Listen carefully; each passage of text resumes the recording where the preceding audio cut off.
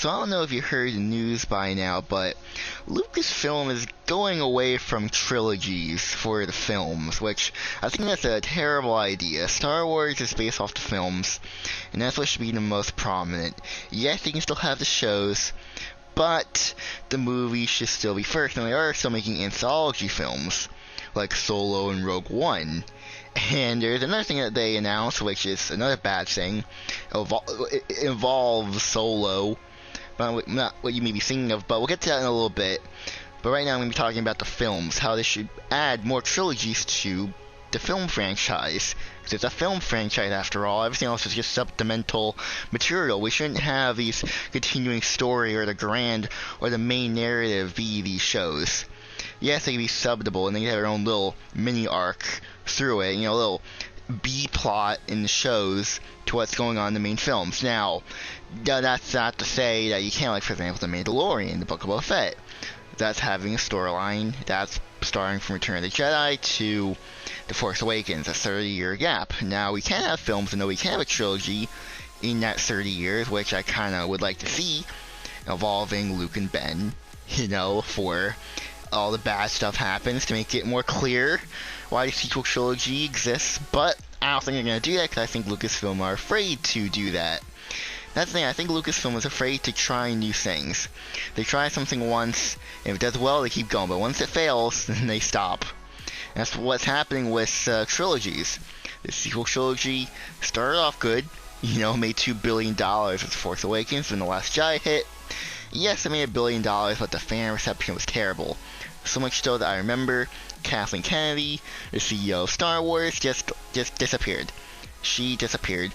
The person that took over announcing new stuff was actually Bob Iger, the former CEO of Disney, and that was bad. Until The Mandalorian came out 2 years later, Kathleen Kennedy poked her head out again and started doing announcements, and that's where we are today.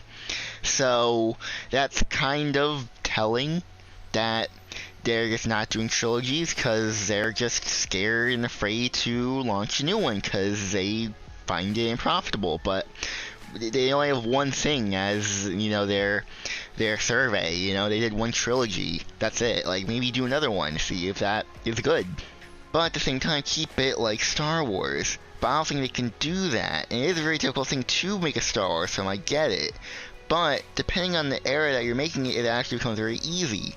Hell, I think making a film or a trilogy inside a prequel trilogy is just an instant win. I mean, it's just creatively, there's so many ideas you can do with it, especially during the Clone Wars. I mean, that's basically, it's just a full-on creative story idea making films and trilogies within the Clone Wars era. Like, they're just not using it because it's not nostalgia bait, which I think Disney is realizing now, Lucasfilm is realizing now that prequel trilogy is good for nostalgia bait. That's why we're getting the Kenobi show, and it's tying so much into the prequel trilogy. So I think Lucasfilm is creatively bankrupt when it comes to new ideas. That's what this announcement was made, however many days ago, a couple days ago. And I think the only two creative people in Lucasfilm right now are Jon Favreau and Dave Filoni.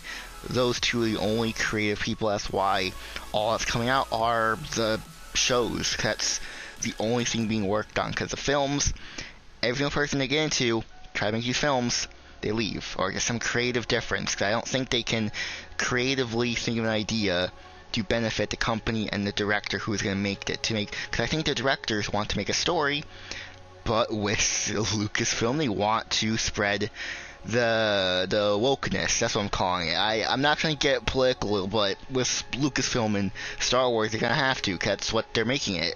And it shouldn't. Star Wars is not this place for wokeness and political agendas. Yes, Star Wars is political, but it shouldn't be with all this woke stuff like that, and spreading the quote-unquote message, whatever the message is. I don't know anymore, because it's confusing.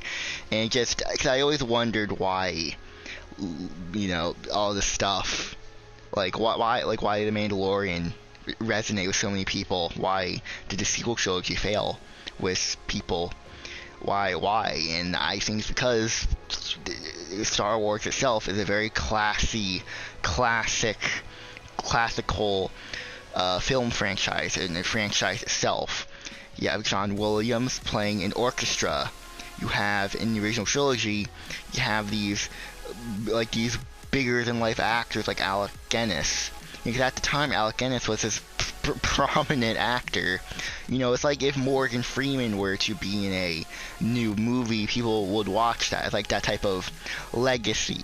And the reason I'm saying all this is because with the sequel trilogy, it does not feel like it is classic or classical. It feels trying to be woke. It's trying to be new. Now, I'm not trying to be getting canceled here. Let me say this. I respect, you know, like the LGBTQ community and the woke stuff that's happening. I do respect that, but I don't think this stuff should be in Star Wars. And that goes with other franchises that I watch and I don't want to put in it because it doesn't fit into that franchise. Star Wars works when it talks about political stuff from government perspectives, from economic perspectives. That's why the prequel trilogy was so liked and beloved. Even though people don't like the politics, I think now, like, I always liked the politics in the prequel trilogy. I like the politics in the original trilogy.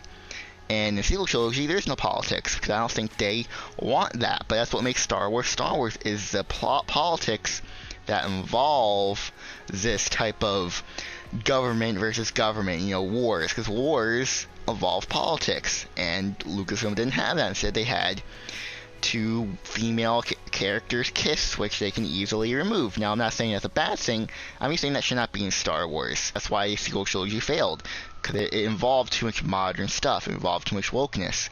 There's not that classy, classical vibe that the original trilogy and prequel trilogy got.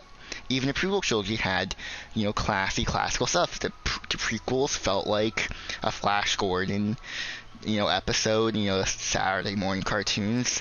A live-action cartoon, which no wonder the Clone Wars show got so successful, because perfect for an animated series. But with the sequel trilogy, nah, modern stuff, yeah. Add that LGBTQ representation, have a character with purple hair, just talk down to a guy, yeah, really, really great, yeah.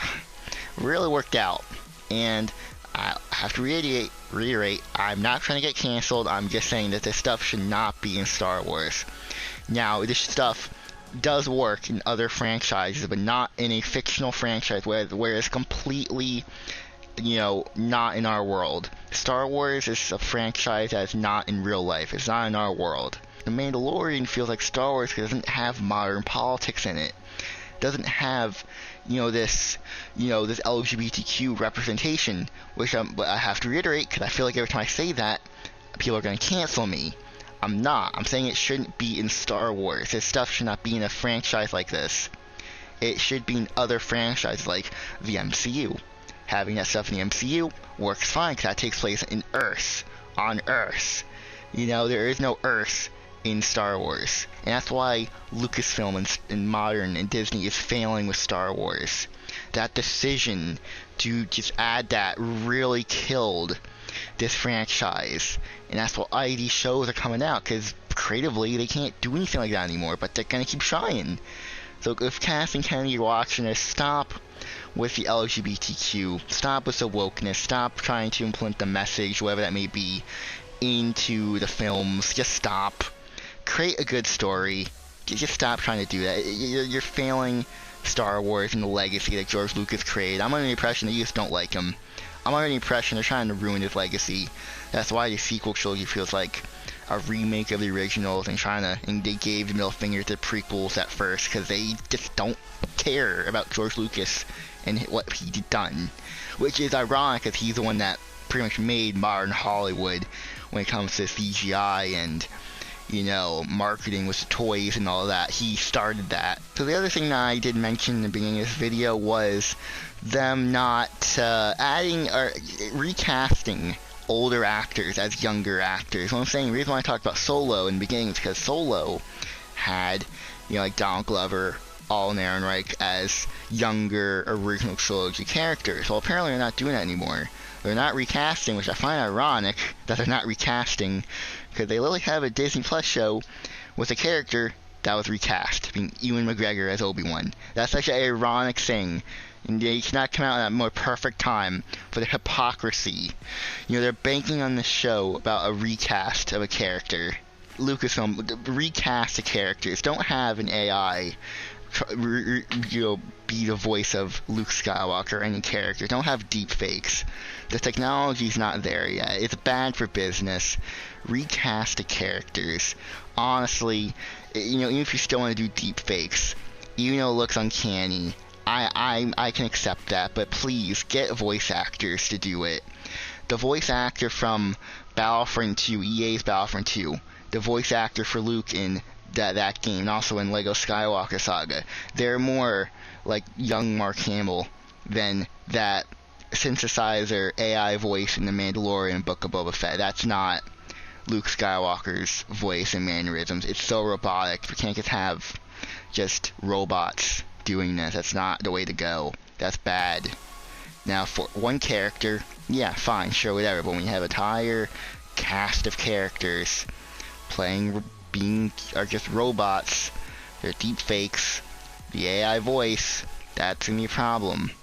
Because maybe make it animated then instead of live action. But that's my rant. I think what Lucasfilm is doing is a terrible idea, and it will just sink the company more, and hopefully Jon Favreau and Dave Filoni make good content. I hope the Kenobi show's great, but who's to say?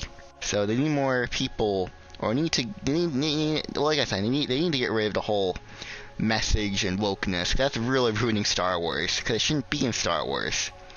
And like I said, for the 4th or 5th time, don't cancel me. I'm not trying to be canceled, I'm just saying this stuff should not be in Star Wars. In other franchises, yes, it should. Definitely. When it goes to Star Wars, no. But they need to learn that, which is, they just can't. They're incapable of learning that. They see those failures as just, oh, Marvel fatigue, but it's not. It's because you can't add that stuff in a film franchise that is basically about being classy and classical. That's the best way I can describe it. The old-timey ways. You can't put modern, you can't modernize old-timey ways. You can't. It doesn't work. Fans are going to reject it. But if you guys enjoyed this, and hit the like button, subscribe, and hopefully through all my rambles I actually make a compelling argument to what Lucasfilm is doing right now. So yeah, I'm going to leave it off with that. I'm going to go now, so goodbye everyone.